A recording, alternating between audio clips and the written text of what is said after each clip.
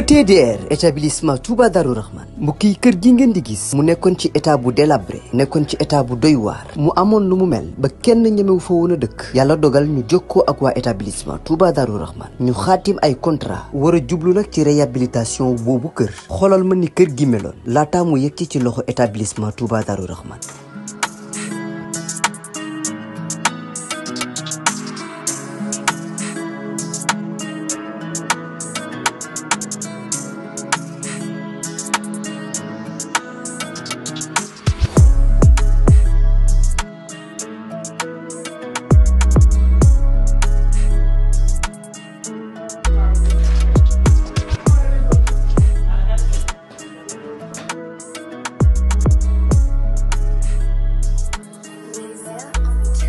mbokk yi du gis ngeen établissement Touba Darou Rahman di yëngu ci wàllum tabax kër biñ leen joxee kër gi ni kër gi meloon ak bi ñu paree ci kër gi ni kër gi mujjee mel mu taaru loolu ba wute sax ak na mu meloon mbokk yi nii rek la ko waa ETDR di defee ci liggéey yëpp bu fekkee da nga am sa terrain bëgg am kër gu yees ETDR dina ko defar ba mu baax jox la sa ay caabi bu fekkee ni sa kër aussi moo soxla réhabilitation ETDR ñëw defaral la ko ba mu yemb.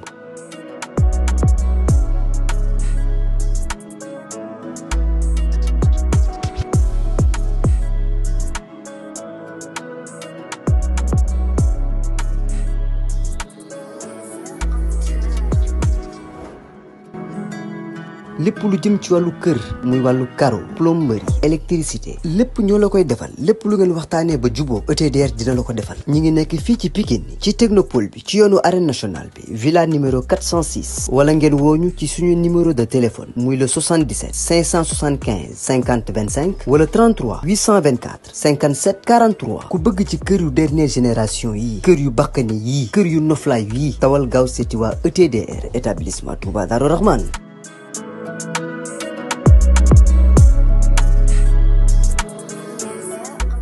jërë ngeen jëf mbokk internet yi nga xam ne ñoo ñuy suivre fii ci biir Pokola TV tey nag ki ngeen toogal kenn dootu ko présenté ci Ahlou Lamb ñu fekk ko fii nga xamante ni fi lay entraîné muy Duni mu dagal boppam Duni ngeen di gis ci àdduna bi mu dagal ko boppam tey fii laa ko fekk muy ki nga xamante ni mooy Boy Malika nee naa la mu jugee ci victoire bu rëy macha allah fan yee mais ci année bi nga xamante ni moom lañ génn tey ñu jugaat ci année bu bees ci biir làmb ji gis làmb ji taxawaay bi nu mu demee xale yi ni ñu koy waajaatee ñu xool rek fu carrière bi toll parce que gis nañ ni état bi macha allah Aïcha Mbeur maa lay nuyu di la ziar. waaw foofu maa lay fay ginnaaw bi ñu sante yàlla julli ci yonent bi di gërëm suñuy ñaari waajur di nuyu staff Boy Malika ku ci mel ne Jos Cedo Big Laay Babo Oumar Ngala Ndongo Saw di bëggee mafia bi ak su ngeen ma fekk ni suma waa kër yi suma frère Moussa Sita di bëggee suma doom Mouhamed Jos Cedo numéro 2 ak Malika bi yëpp di leen nuyu site internet bi Pokola TV waaw. Aïcha fii la lépp di xewee nee naa leen di leen abonné di aimer di partager loolu rek lañ soxla pour di leen indi lépp loo xamante ni information la ak lépp loo xamante ni mi ngi leen di neex fii ci biir chaîne bi Aïcha Mbeur ñu gis ne yaa ngi ci entraînement bu intense de nu mu demee noonu da ngaa lekk avant. non lekkuñu avant sax mais lamb li may wax rek suñu métier la quoi wax dëgg yàlla ni gars yi xëyee di dem seeni bureau ñii di dem fi nga xamante ni mooy seen bërëbu liggéeykaay ñun it noonu la ñuy xëyee di dem entraînement ndax mooy suñu métier daal ndax dañoo bàyyi lépp ndax làmb te ku ne xam na ni saison bi ubbi na ba pare presque kon faaw ñu ñëw hivernalu nekk suñ bopp nga xamante ni làmb bu ñëwee duñu bett daal te yàgg naa dégg ci mag ñi ñu naan mbër bu ndaw du préparé day pare buñ ne mbër bu ndaw du préparé day pare nag ça veut tout dire kon à chaque fois dañ la war a fekk ngay entraîner quoi nekk ci sa bopp waaw. vraiment ñu fekk la ci entraînement wax dëgg yàlla yu métti yu tar te gisaguñu avance bi bu nekkul suñu ginnaaw mais lan ngay waajal Ahlou Lamb gis nañ saison bi passé nga ñëw ak doomu mbuur bi moo ko mën ak mënu ko moo ko sut ak moo ko ëpp nga ñëw waneeti sa bopp tey lan ngay waajal Ahlou Lamb ak saison bu bees bi nga xamante ni bi léegi. waaw li may waajal mooy ñëw def lu ëpp li ma defoon si làmb rek parce que Malika dañ ma yónni yàkkamti ma wax dëgg yàlla boo xoolee fi ngeen ma fekk nii rek nga xam ne ñun caaxaan waruñu te làmb dañ cee war a confirmer war cee wane suñ bopp te pour ñu mën a wane suñ bopp nag faaw ñu nekk ci liggéey bi quoi tout le temps nekk di entraîner di nekk suñ bopp comme ni ko ñëpp di defee parce que liñ jógee loolu mi ngi suñ ginnaaw li suñ kanam la ñuy waajal nii te bëgg nañoo def li ëpp li ñu weesu waaw. fu adversaire yi toll promoteur yi ñu ngi lay oo. non promoteur yi ñu ngi may woo mais boobu ba léegi xam nga ne ko mbër bu mel ni Boy Malika bi mu bëree ba léegi mënul am avance di ma romb de gauche à droite te loolu du yoon. mais Boy Malika lan moo waral lool. waaw lamb ji moo bëreetul maanaam góor yàlla quoi lamb ji moo amatul góor yàlla man lamb ji maa fi ëpp adversaire mais Boy Malika pour mu am combat maanaam dinañ dugg fu nekk dinañ def lu ne dinañ dem sax ba mujj di def loo xamante ni waruñu koo def à chaque fois man li may wax chaque jour rek adversaire yi may bëreel te kenn xamu leen lii moo koy waral toogaay bu yàgg te lamb nekk sa métier li naan ko amul la fa gën am la fa sës yaa ngi dégg te maanaam samay morom dañoo war a bëreeg man te samay morom dañ maa teggi ba sonn pour lan loolu dañoo war a ñëw ñu bëree mbëri léegi dafa bëri ay dunku de. mais gis nañ ne comme saison bii génnoon. adversaire yi nga xamante ni gisoon naa ni war nga bëreeg ñoom ñu ci bëri dafa mel ne lekk nañ avance. waaw nekk nii ñan ngay non man samay adversaire Wos Jàmbaar tapet la. Wos Jàmbaar. ndigal tapet la. yaa ngi dégg samay morom yi ma bëril ñu bëri ay ragal lañ instant bi Pam Doy mi ngi fi amul combat Cheikh Super Jamono mi ngi fi amul combat pourquoi pas ñu bëri Cheikh Super Jamono combat am taxaw pourquoi pas combat am daa taxaw Pam Doy amul combat Dame Sène amul combat Tonnerre bu yëmbal amul combat duñ ma ko jox. mais yow avance yi ngay wax ni Boy Malika est-ce que buñ la ko indilee di nga ko lekk dégg nga adversaire yi ngay wax ni barki Seydina Mohamed ma jox ci góor yàlla yi nii luñ reeree billaay wallaay taalaay. foo ko teg. waaw fi ma ko teg mooy liggéey xam sama bopp xam ki ma doon. waaw xam tolluwaayu fi ma dëkk. ba tax na ñooñu bu ngeen ma ko joxee du am waaw benn jooy laa leen jooy. général bu Mbour dafa am mbër bu ko ëpp si làmb. macha allah. waaw nan la demee. dégg nga man dawuma kenn mbëri nañ ñëw ñu bëre Malika dañ maa yónni yàkkamti ma taxawaalu waruma de waaw. ayca mbër. ñu gis saison bi passé nu mu demee gis nañ combat yi comme ni ma la ko waxee léegi waaw mais ñu gis li nga xamante ni mooy vacances mbër yi doy waar ak ay coow fii coow fee nit ñi di dugg di génn leen lu nekk tey naka nga analyser li nga xamante ni moo jot a xew ci làmb ji ci diggante ñi nga xamante ni mooy xale yi nga xam ne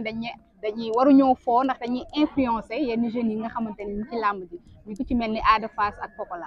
waaw ñooñu moom wax dëgg yàlla man bugguma di sori ci ñoom quoi parce que sumay nawle lañ wax dëgg yàlla te aussi maanaam milieu làmb dafa naqaree waxee quoi te heure boo génnee communiqué ku ci nekk ak ni mu koy déggee mais man li may wax rek chaque jour man làmb dama cee bëri ay idole bëri ci ñoo xamante ni tey ñoom dama leen di roy ci lépp ku ci mel ni Mouhamed Ndao Tyson ku ci mel ni Yaxya Diop Yékini ku ci mel ni Bombardier musuñu leen a dégg ci lu ñàkk fayda musuñu leen a fekk ci lu xeebu musuñu leen a fekk ci lenn ay suñ papa Tafa Gueye te passé nañ seen carrière passé bu mucc ayib kenn musu leen a fekk ci lu ñàkk fayda soo leen fekk ci entraînement nga leen fekk wala nga fekk leen seen bopp man li may wax rek léegi làmb challenge bi dafa yàqu mooy boo demul bu waat boo génnul def interview saaga wala nga def naka sudul noonu wala nga def leneen wala nga taxawaalu bokkoo si làmb loolu du làmb démb nañ indi démb teg ko ci nañ indi démb teg ko xoolee ko dem ko dundee ci tay parce que làmb mi ngi commencé dee ci liñ ko lii pour nga léegi ñëw làmb gis cosaan sax gis mbër bàkku sa yaram daw nga waaw nga am lu da waaw léegi loolu amatul léegi mbëri ci boîte yi maanaam lañ bëgg a wane lañ bëgg a yóbbu làmb te làmb foofu du palaasam nañ ko indi fi mu nekk te yàlla tax boo gisee yenn mbëri nii léegi di dawante suñ biir yu mel nii la rek parce que am na mbër yu bëri bu TikTok amul woon billaay wallaay taala du def dara si làmb